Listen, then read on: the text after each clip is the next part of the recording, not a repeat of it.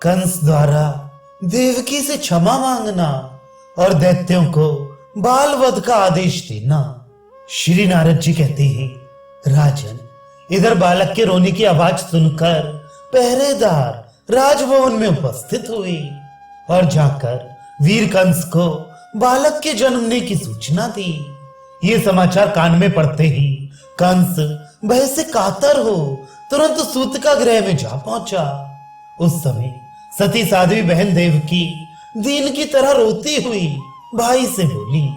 देवकी ने कहा, भैया, आप दीन दुखियों के प्रति स्नेही और दया करने वाली हैं। मैं आपकी बहन हूं, तथापि कारागार में डाल दी गई हूं। मेरे सभी पुत्र मार डाले गए हैं। मैं वह वाग्नी मां हूं जिसके बेटों का वध कर दिया गया है। एकमात्र ये बेटी बच्ची है, इसे मुझे भीख में दे दीजिए। ये स्त्री है, इसका वध करना आप जैसे वीर के योग्य नहीं है। कल्याणकारी भाई, इस कल्याणी कन्या को तो मेरी गोद में दे ही दीजिए, यही आपके योग्य कार्य होगा। श्री नारद जी कहते हैं, राजन, देवकी के मुंह पर आंसुओं की धारा बह रही थी।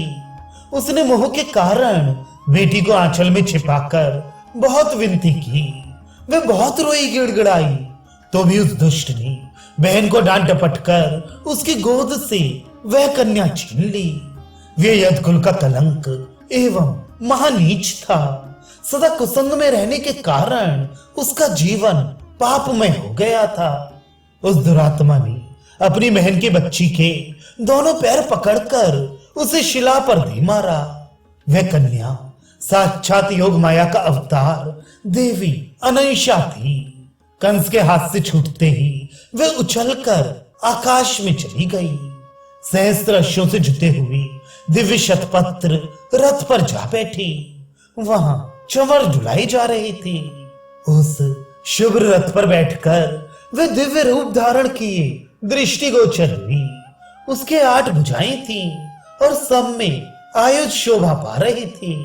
मैं माया देवी अपने पार्षदों से परिसेवित थी। उसका तेज 100 सूर्यों के समान दिखाई देता था। उसने मेघ गर्जना तुल्य गंभीर वाणी में कहा। श्री योग माया बोली, कंस, तुझे मारने वाले परिपूर्णतम परमात्मा साक्षात भगवान श्री कृष्ण तो कहीं और जगह अवतीर्ण हो गए। इस दीन देवकी को तू व्यर्थ दुख दे रहा है। श्री नारद जी कहते हैं, राजन, उससे यूं कहकर भगवती योग माया विंध्य पर्वत पर चली गई। वहां वे अनेक नामों से प्रसिद्ध हुई। योग माया की उत्तम बात सुनकर कंस को बड़ा आश्चर्य हुआ। उसने देवकी और वसुदेव को तत्काल बंधन मुक्त कर दिया। कंस ने कहा, बहन और बहनों ही वसुदेव जी, मैं पापात्मा हूं। मेरे कर्म पापमय हैं। मैं इस यदुवंश में महानीच और दुष्ट हूं। मैं ही इस भूतल पर आप दोनों के पुत्रों का हत्यारा हूं।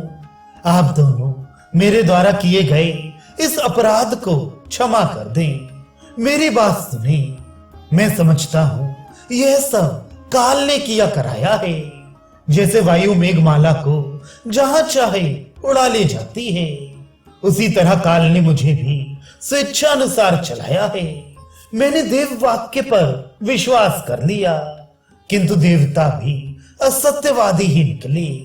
इस योग माया ने बताया है कि मेरा शत्रु भूतल पर अवतीर्ण हो गया है, किंतु वह कहां उत्पन्न हुआ है यह मैं नहीं जानता। श्री नारद जी कहते हैं, राजन, यूं कहकर कंस बहन और बहनोई के चरणों पर गिर पड़ा और फूट फूट कर रोने लगा। उसके मुंह पर अश्रुधारा बह चली। उसने उन दोनों के प्रति सौहार्द दिखाते हुए उनकी बड़ी सेवा की। अहो, परिपूर्णतम प्रभु श्री कृष्ण चंद्र के दयादान दक्ष कटाक्षों से भूतल पर क्या नहीं हो सकता।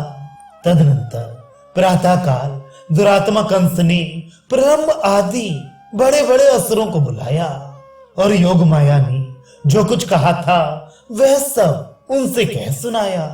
कंस ने कहा, मित्र, जैसा कि योग माया ने बताया है, मेरा विनाश करने वाला शत्रु पृथ्वी पर कहीं उत्पन्न हो चुका है।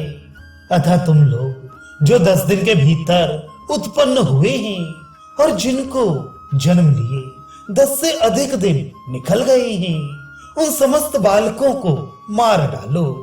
दैत्यों ने कहा, महाराज, जब आप द्वंद्व युद्ध में उतरे थे, उस समय रणभूमि में आपके चढ़ाए हुए धनुष की टंकार सुनकर सब देवता भाग खड़े हुए थे। फिर उन्हीं से आप भय क्यों मान रहे हैं? गौ, ब्राह्मण, साधु, वेद, देवता तथा धर्म और यज्ञ आदि जो दूसरे दूसरे तत्व हैं, वे ही भगवान विष्णु के शरीर माने गए हैं। इन सबके विनाश में दैत्यों का बल ही समर्थ माना गया है। यदि महाविष्णु जो आपका शत्रु है इस पृथ्वी पर उत्पन्न हुआ है, तो उसके वध का यही उपाय है कि गौ, ब्राह्मण आदि की विशेष रूप से हिंसा का अभियान चलाया जाए। श्री नारद जी कहते हैं, राजन, कंस ने दैत्यों को यह करने की आज्ञा दे दी। इस प्रकार उसका आदेश पाकर वे महान उद्भट दुष्ट दैत्य आकाश में उड़ चले और गौ, ब्राह्मण आदि को पीड़ा देने तथा नवजात बालकों की हत्या करने लगे। समुद्र पर्यंत समस्त भूमंडल में वे इच्छानुसार रूप धारण करने वाले दैत्य सर्पों और चूहों की तरह घर घर में घुसने और विचरने लगे। उद्भट दैत्य तो स्वभाव से ही कुमारगामी होते हैं, उस पर भी उन्हें कंस की ओर से प्रेरणा प्राप्त हो गई थी। एक तो बंदर, फिर वह शराब पी ले और उस पर भी उसे बिच्छू डंक मार दे, तो उसकी चपलता के लिए क्या कहना। यही दशा उन दैत्यों की थी। वे भूतग्रस्त से हो गए थे।